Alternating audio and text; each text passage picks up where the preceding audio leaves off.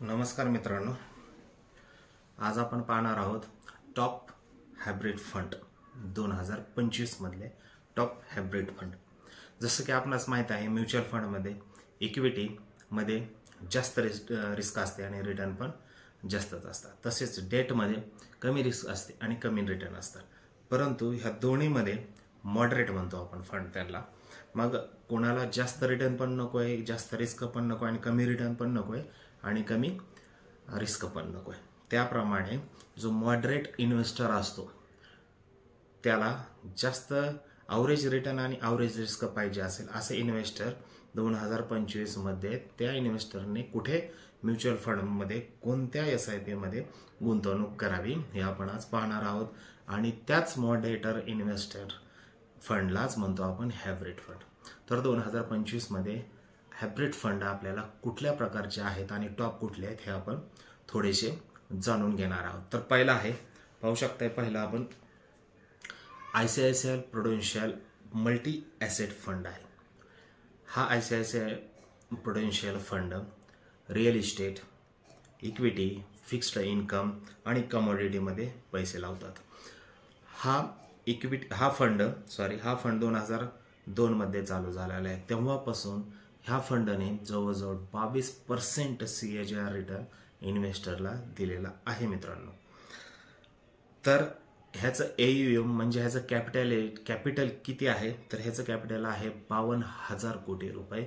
हा फंड आहे 52,000 कोटीचा। तर ह्याच्यामध्ये टॉप सेक्टरमध्ये कुठल्या टॉप सेक्टरमध्ये गुंतवणूक करतात, तर financial, second material, third technology, fourth energy आणि युटिलिटी, ह्या सेक्टरमध्ये हे फंड इन्व्हेस्टमेंट करतात। आणि ह्याच सेक्टरमध्ये टॉप शेअरमध्ये कुठल्या शेअर्समध्ये गुंतवणूक करतात, तर पहिलं पहिलं असणारच आहे ICICI बँक, सेकंड आहे HDFC बँक, सेकंड आहे मारुती सुझुकी, थर्ड आहे रिलायन्स आणि फोर्थ आहे SBI कार्ड्स। आता सेकंड आपण पाहूया हायब्रिड फंड। सेकंड आहे HDFC बॅलन्स्ड ॲडव्हान्टेज फंड। तर ह्याचा NFO म्हणजे हा फंड चालू झालेला 1994, हा फार जुना फंड आहे। ह्याचं कॅपिटल आहे 92,000 कोटीचा फंड आहे हा। आणि तेव्हापासून ह्या फंडने CAGR दिलेला आहे 18% ते 22% पर्यंत। मित्रांनो, हा फंड कोणत्या टॉप सेक्टरमध्ये इन्व्हेस्टमेंट करतात, तर पहिला आहे फायनान्शियल, सेकंड टेक्नॉलॉजी, थर्ड आहे एनर्जी आणि युटिलिटी। आणि शेअर्स टॉप आहेत ह्यांच्याकडे HDFC बँक असणारच, कारण HDFC बँकचाच हा फंड आहे। सेकंड आहे ICICI बँक, थर्ड आहे इन्फोसिस, फोर्थ आहे रिलायन्स आणि फिफ्थ आहे SBI। आणि आपण शेवटचा पाहूया आपण बंधन मल्टी ॲसेट ॲलोकेशन फंड। हा फंड आत्ता गेल्या वर्षी चालू झाला आहे, म्हणजे 2024चा हा फंड आहे मित्रांनो।